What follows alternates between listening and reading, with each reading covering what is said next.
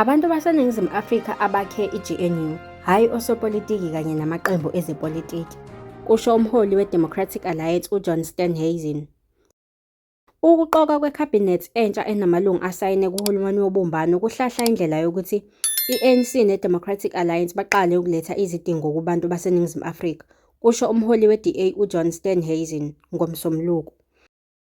Umemezele uSteenhuisen ngeSonto njengongqongqoshe omusha wezolimo. Uthe osopolitiki namaqembu abo abawudalanga uhulumeni wobumbano kuzwelonke, kodwa ukhombisa isinqumo sabavoti sokuphuca iningi le-ANC ngesikhathi bekhulisa isikhundla se-DA. Njengeqembu lesibili ngobukhulu ezweni, ukuhlelwa esikwazile ukuxoxisana ngakho kuqinisekisa ukuthi, eceleni kwe-ANC, i-DA iyona kuphela enye inhlangano emelwe kuzo zonke izigaba zikahulumeni, esho esithangamini sabezindaba. Lokhu kusho ukuthi ngokokuqala ngqa amazwi abavoti be-DA ezozwakala kuyo yonke imikhakha nakuwo wonke amagumbi lapho kuthathwa khona izinqumo ngekusasa lezwe lethu. USteenhuisen uthe usewatshalile amalungu we-DA kukhabhinethi kanye nasezikhundleni zamaphini kangqongqoshe ukuthi bathwale umthwalo omkhulu emahlombe abo. Okubaluleke kakhulu, umthwalo walaba bantu ukhombisa intando yabantu abavotela i-DA ngo-2024 yokuhlenga iNingizimu Afrika.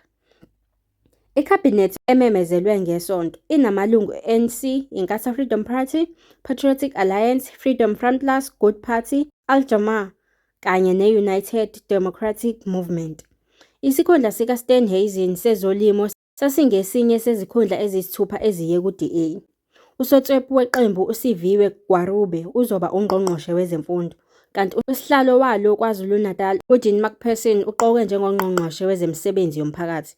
ULeon Schreiber ungungqongqoshe wezasekhaya, kanti uSolly Malatsi uthatha umnyango wezokuxhumana, kanti uDion George ungungqongqoshe wezamahlathi, ezokudoba kanye nemvelo. Iqembu liphinde lathola amasekela ongqongqoshe kweminye iminyango, njengoba sekuhlanganiswe zonke ezinye izinhlangano namaphini ongqongqoshe wokuqala nelesibili. Uhulumeni kaRamaphosa unongqongqoshe namasekela angu-75, okuwenza ube mkhulu kunabo bonke kusukela ngo-1994. Lokhu kwenzeka naphezu kokugxeka kwe-DA ngobukhulu bukahulumeni kanye nokudonsa kwayo imali yabakhokhi bentela, kanjalo nokuzimisela kukaRamaphosa ekuyinciphiseni. Umholi weqembu i-Action SA, uHerman Mashaba, iqembu lakhe elinqabile ukujoyina uhulumeni wobumbano, uthe isimemezelo salokho akubiza ngekhabhinethi esesimweni esibucayi kudala umbono omubi ngomfelandawonye futhi akwehli kahle ngezinguquko eziphusile.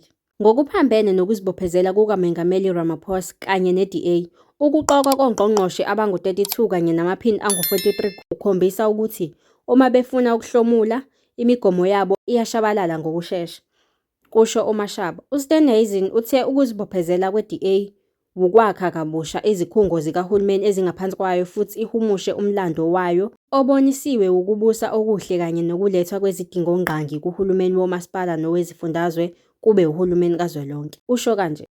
Esitatimendeni sangeSonto, i-ANC ithe isimemezelo sekhabhinethi kaRamaphosa siyigxathu elibalulekile eliya phambili nobufakazi bokuqina kwentando yeningi lezwe. I-ANC izoqhubeka nokusebenzisa indima yayo yokuhola ngokuxoxisana nawo wonke amaqembu, kuhlanganisa nalawo angeyona ingxenye ye-GNU, ngenhloso yokuguqula, ukulungisa umonakalo, ubumbano lwesizwe, ukuthula kanye nozinzo, isho kanje. Lezi zindaba ubuzifundela